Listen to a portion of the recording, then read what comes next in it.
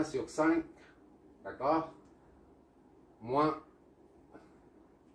2V2 sur 5, d'accord, ça de l'autre côté, plus, là, moins V3 est égal à 0, d'accord. Ainsi, on obtient 2V1 moins 2V2, d'accord, moins 5V3 est égal à 0.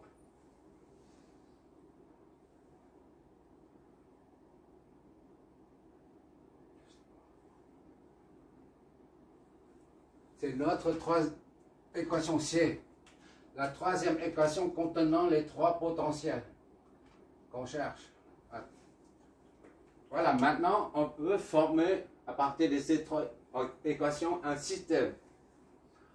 Et on va résoudre le système pour trouver V1, V2, V3. Jusque-là, c'est classique, il n'y a rien de compliqué. L'équation A nous donne 6 V1 moins 26 V2 plus 15 V3 est égal à 0.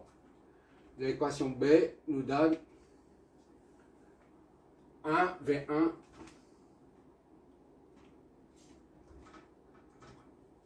plus 0 V2 plus 0 V3 est égal à 24. D'accord? Et la dernière équation qui est là, C nous donne 2 V1 moins 2 V2 et enfin moins 5 V3 est égal à 0. Voilà, comme il y a plusieurs, on va faire la matrice et puis c'est terminé. Oui, je préfère signaler tout de suite. Soit on utilise la méthode de substitution des variables, soit on utilise le pivot de Gauss, soit on utilise la méthode LU. L comme là-haut, descendant, descend, up c'est U c'est up, c'est mon descend et monter. Toutes les méthodes conviennent, mais je conseille à partir de maintenant d'utiliser les matrices. Pourquoi? Parce que on aura l'occasion d'utiliser des matrices. En électricité, il faut maîtriser la notion de matrice parce qu'on l'utilise partout. D'ailleurs, MATLAB, c'est comme ça, MATLAB ou je crois que c'est comme quelque chose, ça vient de matrice, laboratoire matricienne, c'est comme ça alors, voilà. MATLAB, c'est un logiciel que les scientifiques, que les techniciens utilisent en bureau d'études pour faire des calculs intensifs. Donc, en plus, il y a des situations où on doit évaluer les solutions à partir des déterminants. Or, pour avoir les déterminants, il faut passer par les matrices. On verra ça, c'est comme en génie civil, mais en génie civil, c'est que les matrices tournent dans tous les sens. Il faut pivoter les matrices. Heureusement, on est en l'électricité, en électronique, on n'est pas en génie civil. Donc, enfin bref, je conseille de maîtriser le calcul matriciel. Ici, c'est 6, moins 26, 15, 1, 0, 0, 2, 2, moins 2, moins 5. Lorsqu'il s'agit des paramètres, alors on n'utilise que les matrices. Sinon, on s'en sort pas. Les paramètres en électricité, c'est un circuit à plusieurs paramètres. Heureusement, on est en électricité, on n'est pas en génie civil.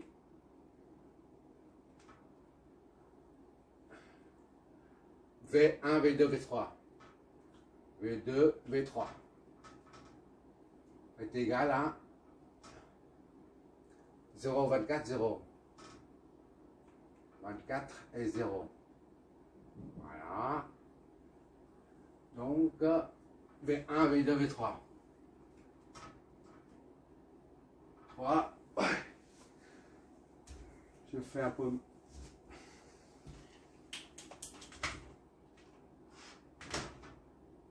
Voilà. Pour que ça soit tant qu'on peut. Voilà. Est égal à. La solution sera donnée par 6 moins 26, j'oublie ça. 15, 1, 0, 0, 2, moins 2, moins 5. On inverse ça. On inverse la matrice. Fois. Hop. 0, 24 et 0. Voilà. Et la solution, ce sera V1, V2, V3.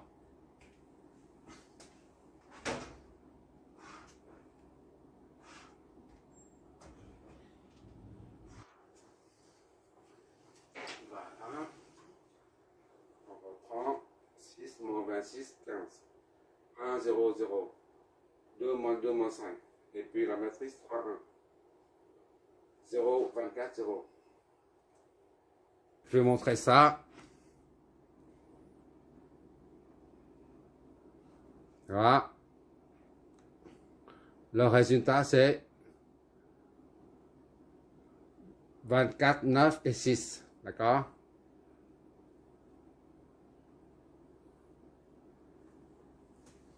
« 24, 9 et 6. 24, 9 et 6. En volts, parce que ce sont des potentiels. Les unités sont très importantes.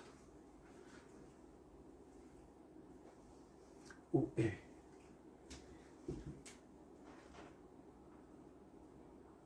Et maintenant,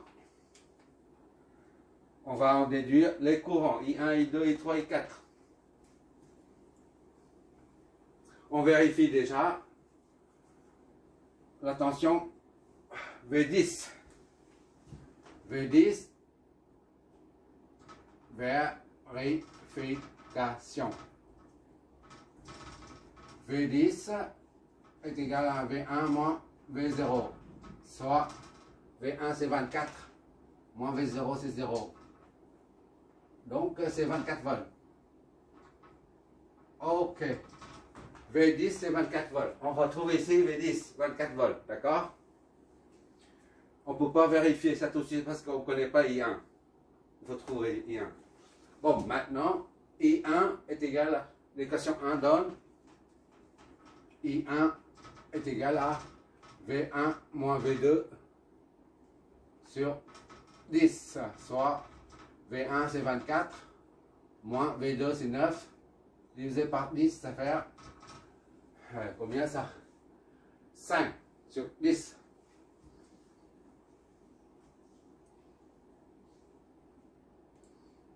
Là c'est 9. Attends. 15 sur 10. Sur 10, ça fait 1,5. Soit I1 est égal à 1,5 ampères. D'accord?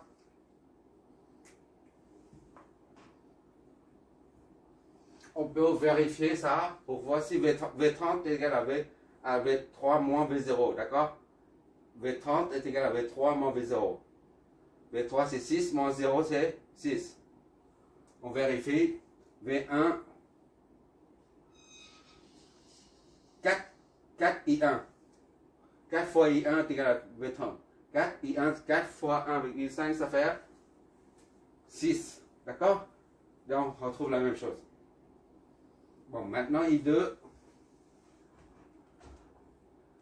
2, ça nous donne I2. I2 est égal à V1 moins V3 sur I2 IV1 moins V2. On moins V3, moins V3 sur 24. Soit V1 c'est 24, moins V3 c'est 6 sur 24. Voilà. Est-ce que ça nous donne 26, 24 moins 6 sur 24. Voilà.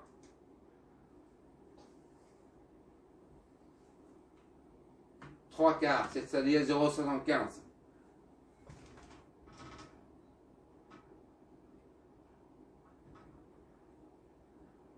I2 est égal à 0,75 ampères, soit 750 milliampères. I2, voilà. I3, c'est ici. I3 est égal à V3 moins V2. V3, c'est ici. 6. I3, V3, c'est 6. Moins V2, c'est 9.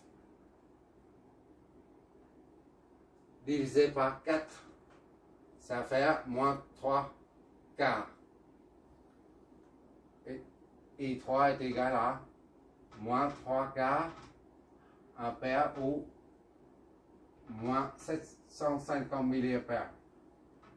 Ça, c'est négatif par contre. Il faut retenir ça négatif. Et I4. I4 est égal à V2 sur 12. V2 c'est 9 sur 12. Ça fait 3 sur 4. C'est la même chose. Donc, I4 est égal à 750 milliampères. Positif. C'est plus.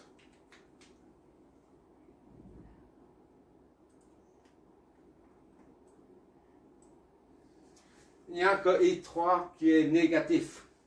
D'accord? Tous les autres courants, I1, I2, I4 sont positifs. Autrement dit, les sens de courant adoptés pour I1, I2 et I4 sont bons. Par contre, le sens adopté supposé pour I3 n'est pas bon. Donc, il faut inverser le courant I3. I3, il est où là, lui? On met tout ça déjà. I1, c'est 1,5. I1, c'est où? C'est 1 ici. 1,5. 5 ampères, d'accord? I1, 1,5. I2, 0,75. 0,75 ampères. On enlève ça pour dégager un peu d'espace, faciliter la lecture. Et 3, c'est 0,75. Négatif. Et 3, c'est ça. On change la direction. Et 3, c'est comme ça. D'accord? Et 3 est négatif. Le signe moins signifie qu'il faut inverser le sens du courant qu'on a adopté au début. Voilà. Et 3 est égal à 0,75.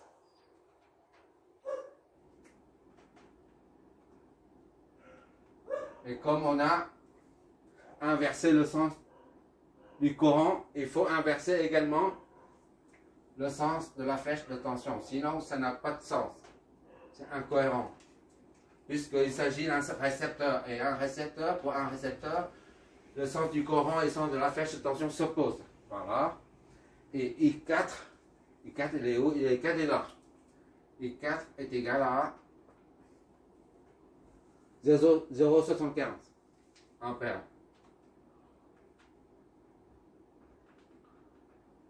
Analyser un circuit dans le but de trouver le courant. C'est ça l'essentiel. Parce que c'est le courant qui produit de l'énergie. C'est le courant qui allume une ampoule. c'est le courant qui crée une force induite pour tourner un moteur. Qu'on met le point 0 ici, le point de référence 0 ici, ou là, ou là, ou là, ou là, les potentiels changent. Tous les potentiels changent. Puisqu'on a changé le potentiel de référence 0 volt. Par contre, tous les courants ne restent invariables, quel que soit le potentiel de référence. Ça, c'est très important. Si on change, on refait les calculs, on met ça ici, par exemple. Ou ici, là. Le point de référence 0 volt ici. Et on refait tous les calculs. Si il y a un courant, ici c'est 1 ampère, par exemple. Alors, c'est faux. Ou alors, ici c'est 1,5, ici c'est on a un interverti, c'est-à-dire ici 1,5 et ici 0,15, ah bah c'est faux. D'accord? Quel que soit le point de référence, on doit retrouver les mêmes courants dans les mêmes branches. Voilà. Notre boulot est terminé. On vérifie.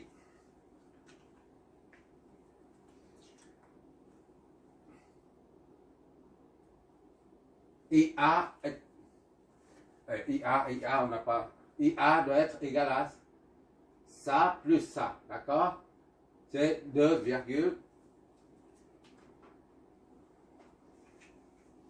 on a déduit à l'œil. Ça est égal à ça plus ça. 1,5 plus ça, c'est 2,25. On n'a pas besoin de calculer. On voit.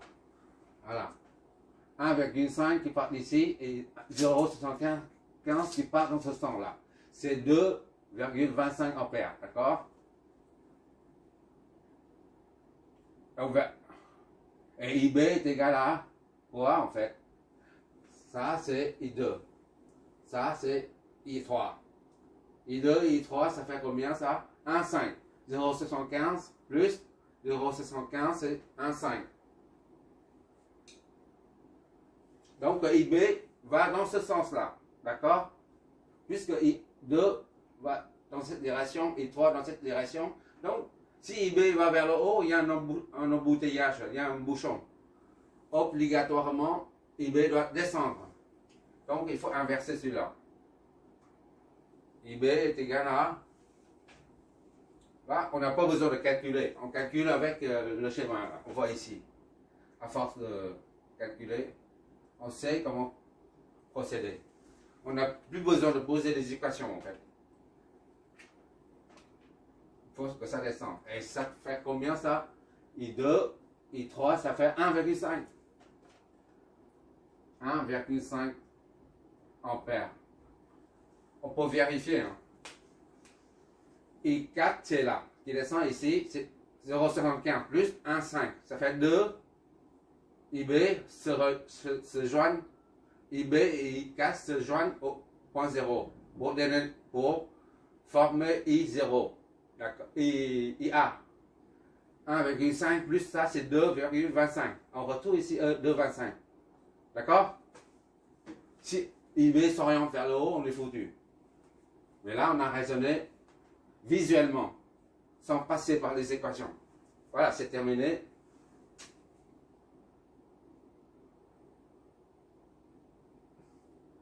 Est-ce qu'il y a des remarques ici à faire? V1, c'est 24 volts. V1, c'est 24. Ici, c'est 24 volts. Pour une fois, je mets V2, c'est 9 volts. Ici, c'est 9 volts.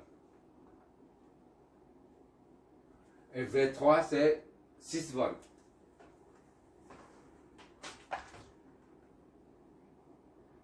Sur un schéma électrique, on met ça. On a l'intérêt de mettre ça.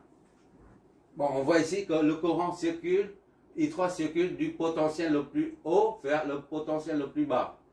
D'accord? 9 est plus grand que 6. De même, ici, le courant I2 circule du potentiel 24 vers le potentiel 6. Tout ça, c'est cohérent. D'accord? Là, c'est 24, 24, 24. Et quoi encore?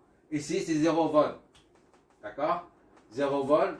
Oh, ici, c'est 6. Le courant doit partir de 3 et descendre jusqu'à 0. D'accord? Même s'il s'agit d'une source de tension. Normalement, on dit une source de tension, elle va débiter un courant. Et le courant doit être issu du pôle plus de la source de tension. Or, en l'occurrence, ce n'est pas le cas. D'accord? D'après les calculs, on trouve IB rentre dans la source. Dans la source de tension. D'accord? Là, elle débite un courant IA. Par contre, elle reçoit cette source de tension, bien qu'il soit une source de tension, mais elle reçoit du courant. Ça arrive très. C'est le réseau électrique. Bon, j'efface ça et je continue à expliquer ça.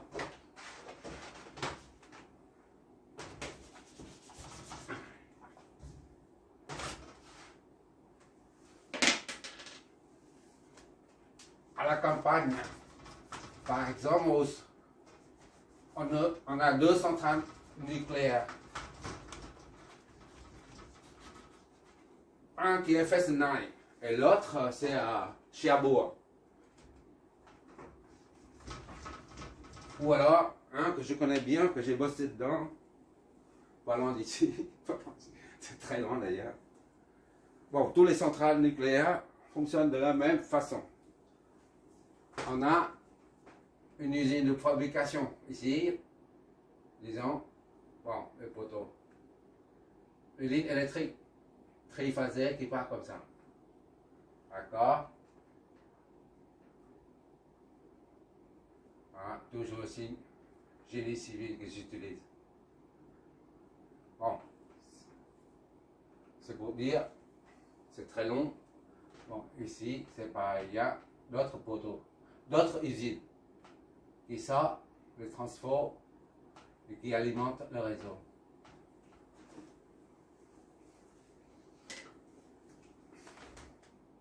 Ça, c'est les piliers.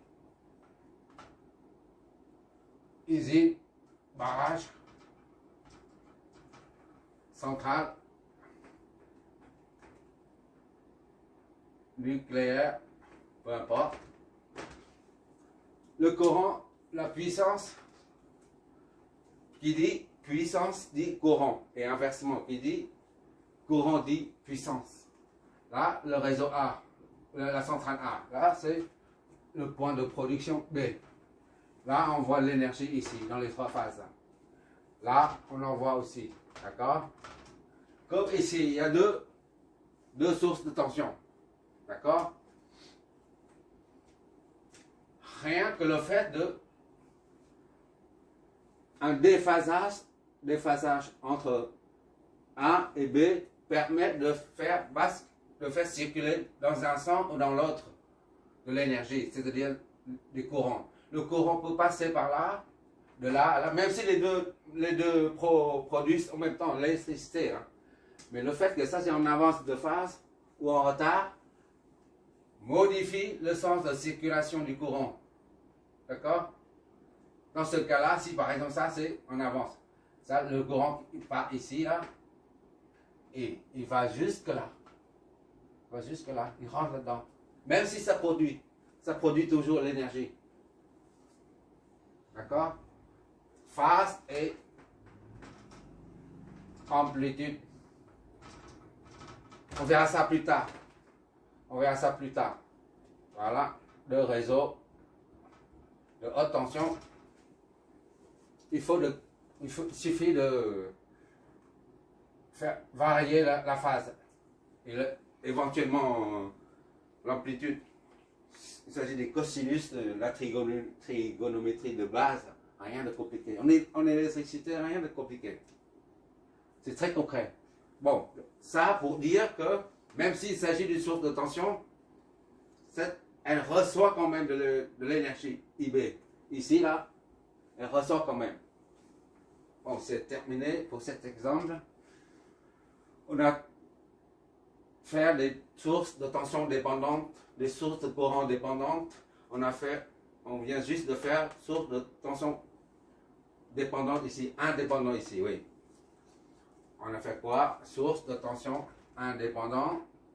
source de courant indépendant.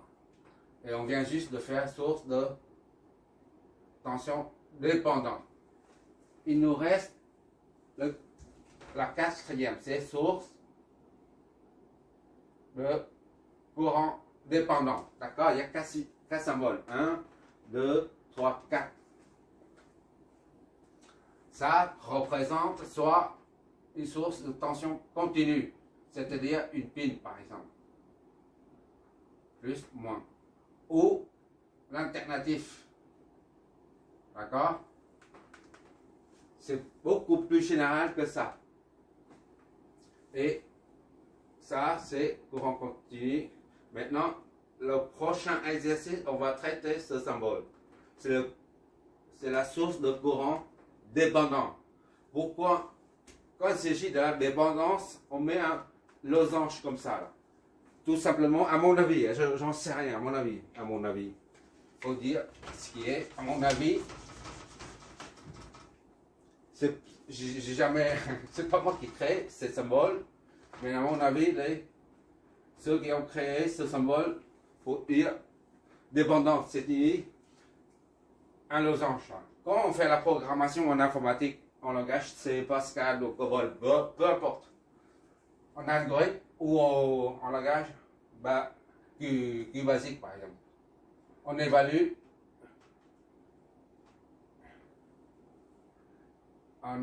quoi là c'est les paramètres d'entrée, d'accord,